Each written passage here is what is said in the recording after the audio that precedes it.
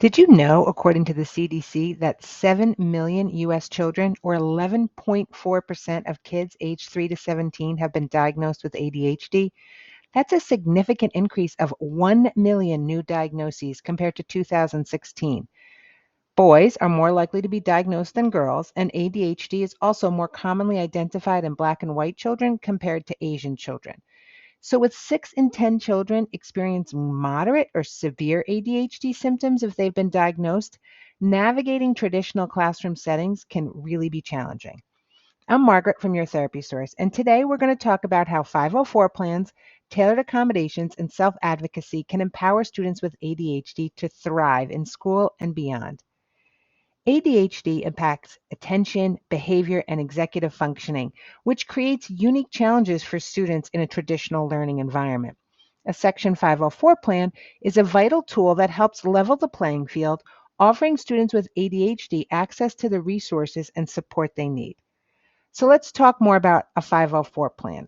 Basically, it's an individualized document that outlines specific accommodations to help students with ADHD overcome barriers in the classroom. This is developed collaboratively by parents, teachers, administration, and the student, and it addresses challenges like inattention, impulsivity, and difficulties with executive functioning.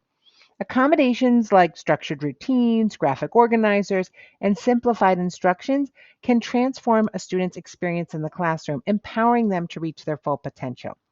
504 plans are flexible and they're designed to address each student's needs.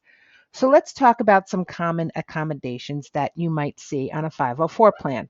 For ADHD inattentive type, you might see visual reminders for tasks, structured consistent routines, simplified and repeated instructions, and then maybe for executive functioning deficits, you might have an accommodation such as checklists and graphic organizers, or frequent deadline reminders, or access to planners and organizational tools.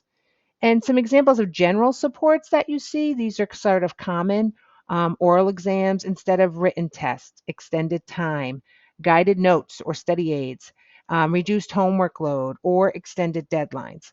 So these types of accommodations, they're just examples, but they can ensure students that with ADHD can participate and excel in the classroom environment.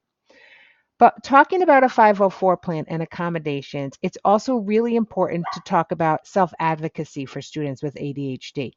504 plans provide critical support, but teaching students to advocate for themselves is equally important.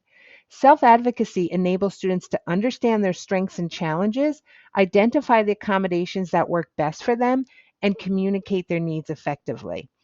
If you want more details about this, at your therapy source, we have a self advocacy for students digital workbook, and it's an evidence based resource designed to empower students with ADHD. And it uses a 10-step process to teach students how to reflect on their personal strengths and challenges, identify specific accommodations that support their success, advocacy for their needs at school, home, and even in future workplaces.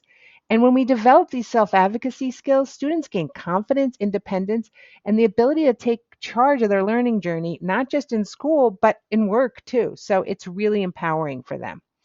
So, to go back to adjusting and evaluating the 504 plan, once you have that in place, it's not a one size fits all solution and it evolves with the student. We're always changing. So, we have to regularly evaluate and collect data on the effectiveness of accommodations by tracking test scores, homework completion, and classroom behavior. Adjustments ensure that the plan remains relevant and effective as the student's needs change. So ADHD may present significant challenges, but with the right accommodations and self-advocacy skills, students can thrive academically and personally. A well-constructed 504 plan and resources like the Self-Advocacy for Students workbook empower students with ADHD to reach their full potential. For more information on ADHD accommodations and self-advocacy tools, visit your therapy source. Don't forget to like and subscribe and check the comments for links. See you next time.